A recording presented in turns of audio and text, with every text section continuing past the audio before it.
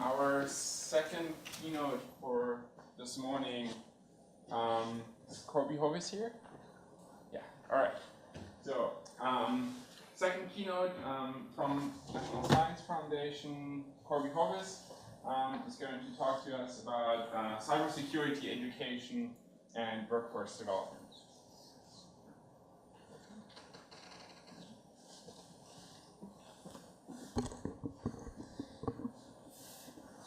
Well, it's very nice to be here today. You've had a whole array of talks on various aspects, a huge array of topics in cutting-edge research and research frameworks in various areas of data science. I'm going to talk to you about a little different topic here. I'm going to talk to you about education. And in particular, I'm going to talk about some educational emphases in the federal government, and particularly in the National Science Foundation, relevant to cybersecurity. And I really mean, cybersecurity writ large, a very interdisciplinary field, of course. So, hardware, software, policy, social and behavioral aspects, the full gamut of research topics and education topics you might expect to be associated with that. Many of you maybe interact with NSF regularly, know the agency inside out. Some of you may not. I don't assume that you have, so I thought I'd give a little background here. NSF is really a tiny agency on the outskirts of the federal bureaucracy that has both advantages and disadvantages sometimes.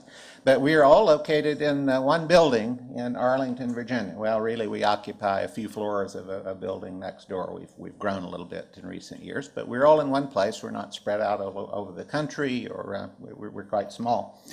In 2017, we're moving to a new building in Alexandria, Virginia. If it gets built, they're up to about the 4th floor on it now, so I hope they'll finish by 2017. But it'll still be all in one place, and it's a pretty small workforce of about 2,000 people. So again, a tiny agency.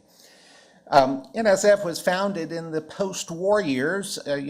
Science and engineering had essentially enabled the Allies, led by the United States, really, in that aspect, to win World War II.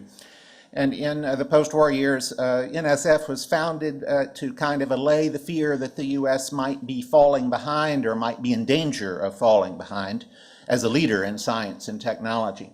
So NSF was really founded with two kind of purposes in mind, and I'm going to talk about really one of those purposes, but to stimulate scientific discovery and research, and also, President Truman said, to train more young men and women for our laboratories and research centers. So it had both a research purpose behind it and an education purpose from its very beginning in 1950. And President Truman said that this focus will help us develop the best scientific brains in the nation. And it'll also enable the United States to maintain its leadership in scientific matters and to exert a more vital force for peace in those post-war years. So NSF was founded with a very broad mission. This is it: to promote the progress of science, to advance the national health, prosperity, and welfare, and to secure the national defense, and for other purposes. So you can't get much broader than that, and that enables NSF to do a whole lot of things in support of basic research in science and engineering and education. Well, what does NSF do exactly? We support basic research and education in all fields of science and engineering except the medical fields, which are the purview of the National Institutes of Health by and large. And we do it through grants and other funding mechanisms. So grants is kind of the operative term there. We don't conduct any research in-house at NSF. There are not people running around in white lab coats, which is, contrary to the situation at, say, the National Institutes of Health that has an intramural research arm where people are running around in white lab coats doing research. NSF is none of that. All the work is outsourced to grantees, to the academic community, and also to the industrial community to some extent as well. How do we do it? Well, we take grant proposals and we evaluate them using what is regarded as really the gold standard of peer review, or the merit review process, as we call it at NSF, and apply two main review criteria: intellectual merit and broader impacts. and people come from around the world, really, and other nations that are trying to develop their own funding for science and engineering to observe NSF's peer review process, to see how it works and to apply that in their own evaluation of grant proposals. So the kind of apparatus that has developed over the years at NSF is widely regarded as a pretty good one for identifying the best research and rewarding it. If you look at the federal government funding for basic research that goes to colleges and universities, NSF is very important in some fields of science and engineering, and in particular in computer science. So NSF is responsible for about 82% of the federal funding that goes to colleges and universities for basic research in computer science. Similarly for biology, excluding medical, applied medical applications, about 65% of the basic research in biology, 64% in math, 57% of basic research in the social sciences. So NSF is really quite significant when it comes to the federal funding going to colleges and universities in STEM areas for basic research. And 21% overall science and engineering fields. And this is kind of the part I wanted to emphasize here. A lot of people think of NSF in terms of its support for research in STEM areas, but NSF is also the source of about 34% of all federal funding for education in STEM areas, and that's what I'm going to emphasize today. Well, what sorts of educational areas does NSF really fund? I'm going to talk about a few specific programs in a minute, but this kind of gives you an idea of the areas that we fund. We fund research opportunities for undergraduate students, college and university students, for teachers, for K-12 teachers. We fund international research opportunities for undergraduate students. We fund research on effective pedagogical practices and methods and learning, how students learn. We fund activities to attract students to STEM areas, to retain them in STEM once they express an interest in it, and to keep them on track to go into STEM careers. We have some programs that focus on getting faculty to adopt effective pedagogical practices and spread, the best practices far and wide. We also have some programs that, and some strands through a number of programs that focus on developing the STEM workforce at all levels, from K to gray, really, from technicians to PhD researchers and throughout the age groups. We have some programs that focus on creating better prepared and more STEM teachers at the K-12 level. We have some programs that focus on broadening participation and tapping all the aspects of society in order to enrich the STEM workforce. We have some programs that focus on informal science education, or the education that takes place outside the formal classroom. For example, activities in museums and science centers, IMAX films, citizen science, things that are outside the formal educational setting. And we have some scholarship programs. One is just a Scholarships in STEM program for undergraduate students. Another I'm going to talk about in a minute is the CyberCore program that focuses on cybersecurity scholarships. One of NSF's very oldest programs, the Graduate Research Fellows Program, that funds people to pursue PhDs in STEM fields, and postdoctoral fellowship programs. So our programs supporting the development of STEM talent are pretty robust.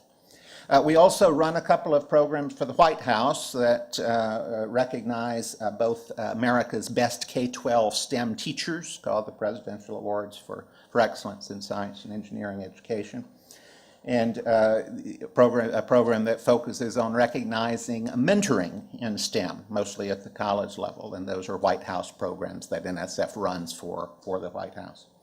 So a wide variety, really, of education programs. And if you look at NSF, just to give you an idea, this budget number is a little old. Our budget was just approved, in fact, for this year. We think it'll be about $7.3 billion for FY15, which runs from October 1st of 2014 to September 30, 2015. And so that's actually an increase of about 2.4% or so over FY14 spending. So that in this environment is quite good. It's an above inflation increase. So we can count ourselves fortunate. But anyway, NSF budget around $7 billion or so in recent years. We get about 50,000 proposals per year, grant proposals, and they all have to go through this peer review process. And so out of those, we fund about 22% of them, and that figure has fluctuated a percent or two over the past 4 or 5 years, but it's hovering there around the 22-23% range. Nearly 300,000 people supported through NSF grants, receiving some sort of direct funding through NSF grants. That's quite amazing. And again, a workforce of around 2,000 people. So what I want to talk about again is NSF's investment in cybersecurity education, and that really occurs within a whole agency-wide framework for cybersecurity research and education that goes by the name Secure and Trustworthy Cyberspace, or SATC, S-A-T-C it's called. And so that encompasses both research and education, and it aligns with the President's Strategic Plan for Cybersecurity R&D, which was released in December of 2011. Very broad program in terms of its research interests. Wants to fund research that improve the resilience of individual hosts, network systems, hardware, software, applications, and critical infrastructure from malicious cyber attacks, while preserving privacy and promoting usability.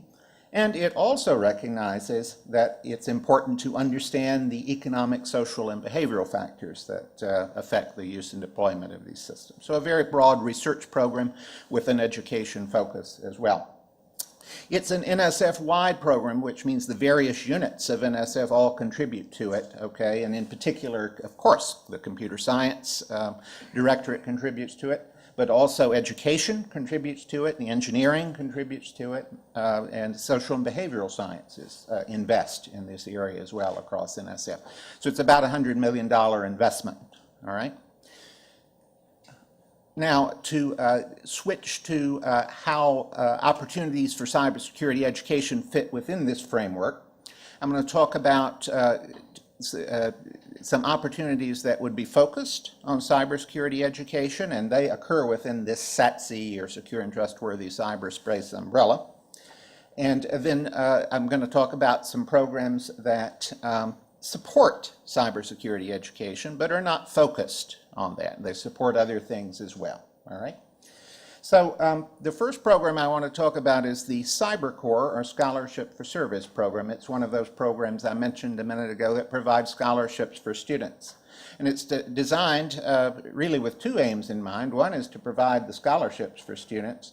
One is to increase the capacity of educational institutions to actually offer the scholarships, that is, to make more institutions capable of having robust programs in cybersecurity.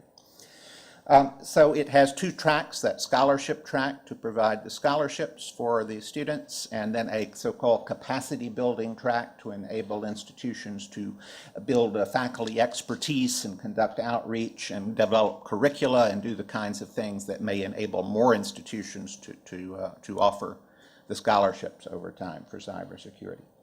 The scholarship component essentially provides students a free ride. It's a kind of ROTC type deal where the student gets a free ride through 2 and sometimes 3 years of a degree, either a master's degree, a PhD, or a bachelor's degree.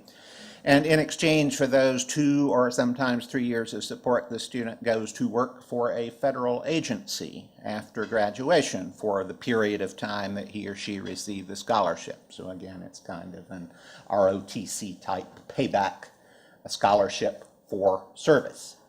So that's the service requirement. So the students have a summer internship.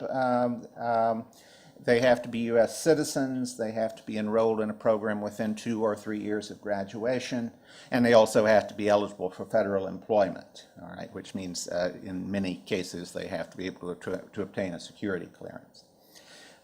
Institutions get these scholarship grants and they run their programs for taking applications from students and selecting scholars and deciding what focus areas within cybersecurity they want to support. So the institutions have to be either designated as a Department of Homeland Security NSA Center of Academic Excellence, or they have to prove equivalence to that in order to be eligible to offer the scholarships. And they, of course, have to offer a full-time program of study in a cybersecurity area. Well, there are about 54 colleges and universities that currently offer the CyberCorps scholarships. And the first graduates entered the federal workforce in cybersecurity jobs in 2002. There were 9 of them. To date, a little over 1,500 have actually graduated from the program since 2002. And they've gone to work for over 140 federal agencies, and a few have gone to work for state government agencies and tribal government agencies. Well, the top schools of that number in terms of producing the graduates: University of Tulsa, Carnegie Mellon Naval Postgraduate School, University of North Carolina, Mississippi State, Idaho State, Syracuse, and on down, some of the programs that you would think of that have strong cybersecurity programs. And the top employers of the students, again, some of the usual suspects you would think would hire people in this area: NSA, certainly all the DoD arms, but NSA, U.S. Navy, Department of Defense, MITRE Corporation, Sandia Labs, Department of Homeland Security, U.S. Army, CIA, usual employers of cybersecurity graduates. So that's where these SFS scholars go to work after they finish their scholarships, and it's very, very typical for those students to have 3 or 4 job offers, immediately on finishing their degree. It's a very common thing, so it's a great opportunity for them.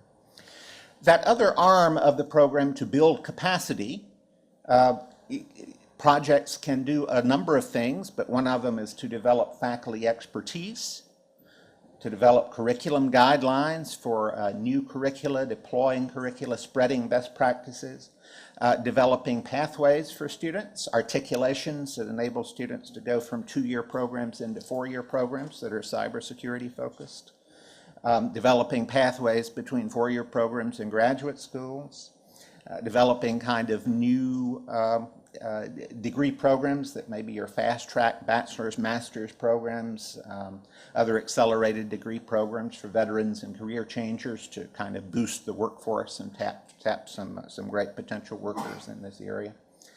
Projects can focus on integrating curricula.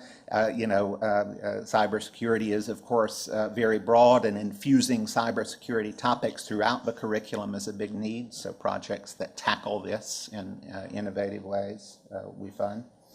Outreach to try to get students into career tracks and into kind of mindfulness of cybersecurity at the K-12 level.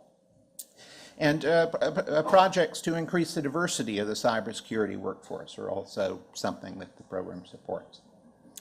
As I mentioned, the SATC, or Secure and Trustworthy Cyberspace program itself, also has an education focus, or education perspective it's so called, and takes proposals focusing on education. And what that program says is that the education proposals there should leverage successful results from previous and current basic research in cybersecurity and research on student learning.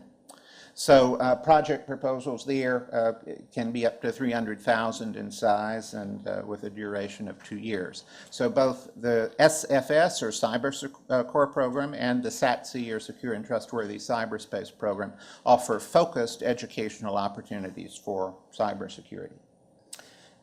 Just to give you an idea of some of the recent topics of awards in that SATC education focus, some of the titles: cybersecurity competitions in the healthcare environment, build it, fix it, break it, a new security contest, stepwise and reusable problem-solving challenges, enhancing the cybersecurity workforce, the human angle, all sorts of topics, if you just infer from the title, that relate to us focusing on human capital in this area.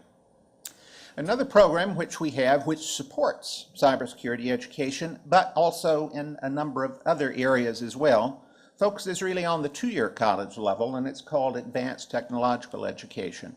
It really focuses on technician education across the broad gamut of fields, from chemical technology, biotechnology, engineering technology, all of the high-tech fields that drive the economy. But of course, IT is one of those as well, and within that, cybersecurity is important, and tapping all of the students who at the two-year college level can play a role in the vast array of occupations that are needed in cybersecurity education is important. So the ATE program does that. It's important there that community colleges have a leadership role in those projects, but most of the projects involve partnerships between community colleges, four-year colleges, business, industry, government. There are center scale projects which are funded at about $1 million a year, and there are project scale, more focused projects that range from $100,000 to about $900,000 a year. But whether they're centers or projects, they can do any one or two or all of these things. Centers tend to do all of them. They can develop new curricula and materials. They can provide professional development for faculty in order to build faculty expertise in cybersecurity. They can provide internships, can provide mentoring for community colleges that maybe don't have much going on at all in the IT and cybersecurity areas to build more robust programs. They can do curricula for K-12 and outreach to teachers at K-12 in order to put students into the technician track and get them into technician careers. Also, student competitions are funded through this, cyber competitions of all sorts there. The centers that we have are currently 4. There's one based at Prince George's Community College in Maryland called the National Cyber Watch Center. One based at Moraine Valley Community College in Illinois with its partners called the Center for System Security and Information Assurance. One based at the University of Tulsa and the Oklahoma Career Tech System called the Cybersecurity Education Consortium. And one based at Whatcom Community College in Washington, along with its partners, called CyberWatch West, a kind of arm of the National CyberWatch Center that focuses on the west coast of the United States. So those centers kind of have mostly a regional focus and involve a lot of colleges in their regions in developing cybersecurity expertise. There's also a large project which does not quite have the budget that a center has, but nevertheless is quite large, called the Advanced Cyber Forensics Education Consortium based at Daytona State College in Florida, along with its partners in Georgia, Florida, South Carolina, and North Carolina.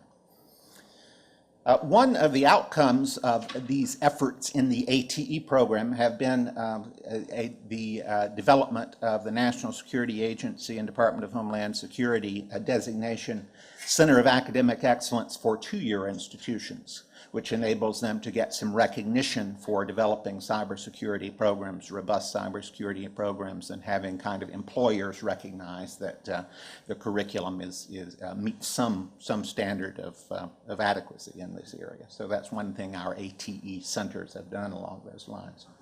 Another program I just want to mention, because it's pervasive at NSF, it funds activities in all areas of STEM at the agency, but cybersecurity is one of those, and its research experiences for undergraduates. In the summertime, usually, REU sites will employ anywhere from 6 to 12 or so, even upwards of 20 or 25 students, but 6 to 12 is normal, in independent research activities in some area of STEM.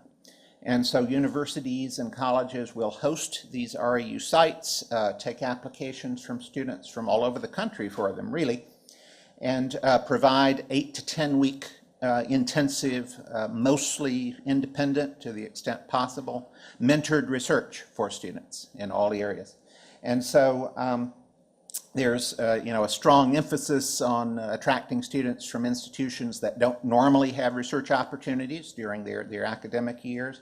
There's also an emphasis in that program on attracting underrepresented students and women, minorities, and especially students from first year and second year in college to get them research opportunities very early so that they will stay on a STEM track if they like it. Okay. And so the key foci in these opportunities are really the students doing cutting-edge research, learning about the culture of the discipline they work in, providing them with good mentoring, and giving them writing, communication, presentation skills, information about career pathways, GRE prep advice, grad school. All of the things will enable those students to continue successfully along a career path and a graduate school path in STEM. That's the focus of the RU sites.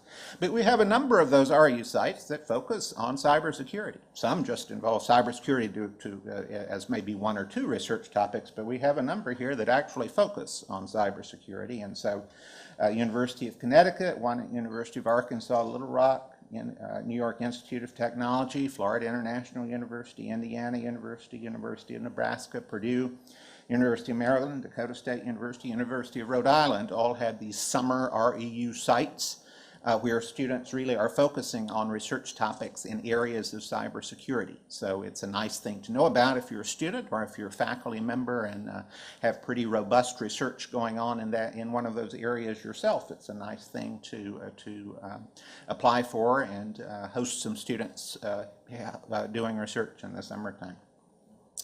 NSF also has several large centers programs. A few of those large centers focus on cybersecurity. The programs fund, research efforts and education efforts across the gamut of STEM disciplines, but a few focus on cybersecurity. And so one of the large centers programs is called the NSF Science and Technology Centers Program, and it supports a particularly prominent large center called the Team for Research in Ubiquitous Secure Technology, or TRUST, and it's received over $30 million over 10 years so far, and really has strong research and education in cybersecurity. So it has an RU site there focused on cybersecurity, has a huge array of teaching and learning materials for cybersecurity for both the K-12 and the undergraduate level. It provides a women's institute in the summer to recruit more women into these occupations, and has a number of university partners, so UC Berkeley, Carnegie Mellon, Cornell, San Jose State, Stanford, Vanderbilt, and some others as well. So it's a huge center effort funded through one of NSF's Science and Technology Center. Another NSF Large Centers program is called the Industry University Cooperative Research Centers, or ICURC program. It also funds a couple of centers that focus on cybersecurity. One of them is based at Clarkson, but involves West Virginia University, Michigan State, University of Arizona, and University at Buffalo, and that focuses on biometric systems and credibility assessment, both research and related education in that area. And another is based at Ball State with Iowa State, Virginia Tech, Georgetown, and a number of other university and industry partners participating. It's called the Security and Software Engineering Research Center. So it's worth knowing about those large centers programs as well, even though they support centers across the gamut of science and engineering. A cybersecurity focus is welcome there. Another program I want to mention briefly because it supports educational innovations across all areas of STEM, including cybersecurity. It's called IUSE, or Improving Undergraduate STEM Education, and it really is a consolidation of three programs that NSF ran in previous years that all had kind of narrower foci to them. But it serves all types of colleges and universities, from two-year colleges on up to R1 scale institutions, research extensive institutions, and serves all disciplines of STEM. But there's a robust array of proposals and awards in computer science and in cybersecurity within that.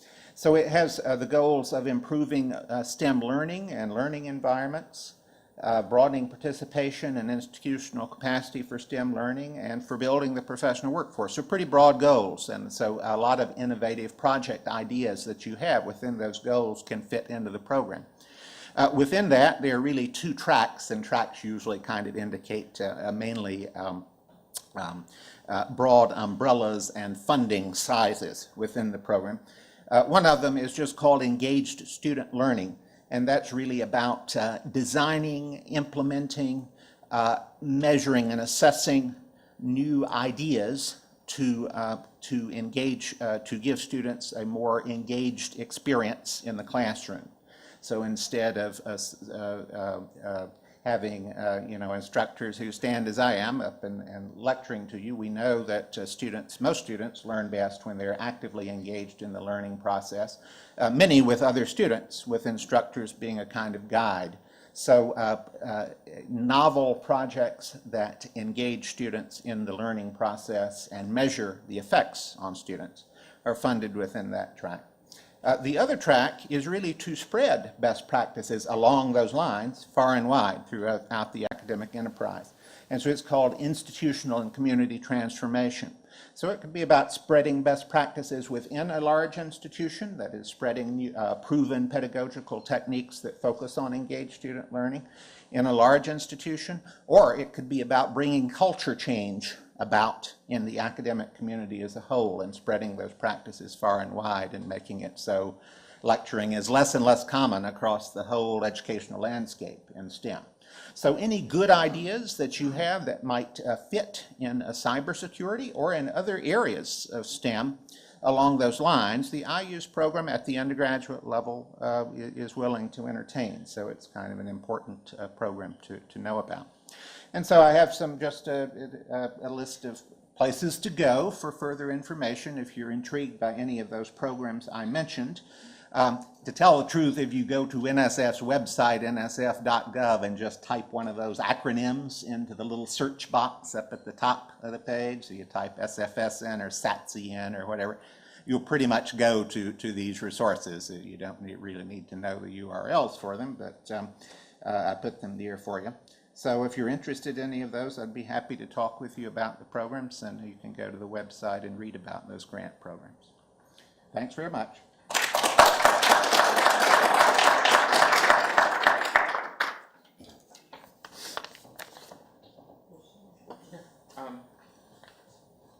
There are a couple of questions. Corby, Dr. Simon Ratkinson from Sydney University. Wonderful program. My real concern is you're about a fifth the size that you need to be in funding and capacity for a country the size of the United States, and the contribution that the US needs to make in this area if we're not going to be outweighed by other competitors. So how are you going to grow this to a program of at least 35 to 40 billion, not 7 billion where you are? Well, that's a good question. You'd have to ask Congress about that.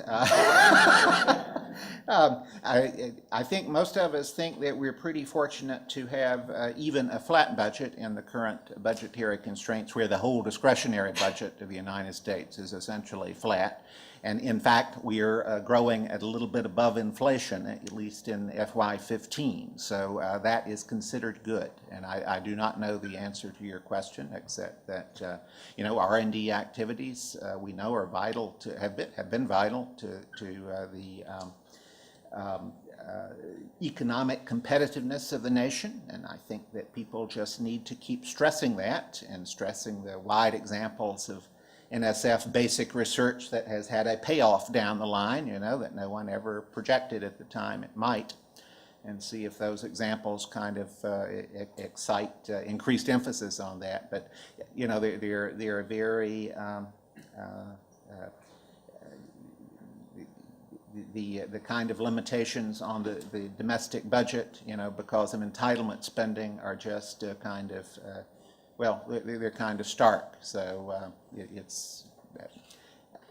your point is well taken, and I think a lot of people would agree with you there, but I don't think there's a solution that is straightforward. I noticed that part of your charter was to protect the privacy of citizens in the United States. But I also noticed that many recipients of the scholarship we mentioned, sort of without irony, go to work for NSA. And I was wondering if you considered putting corporate and government agencies interested in subverting the privacy of American citizens off limits for people who receive these scholarships. Well, NSA was very instrumental in lobbying for the program back when it was created. So I think that's probably a non-starter to go there.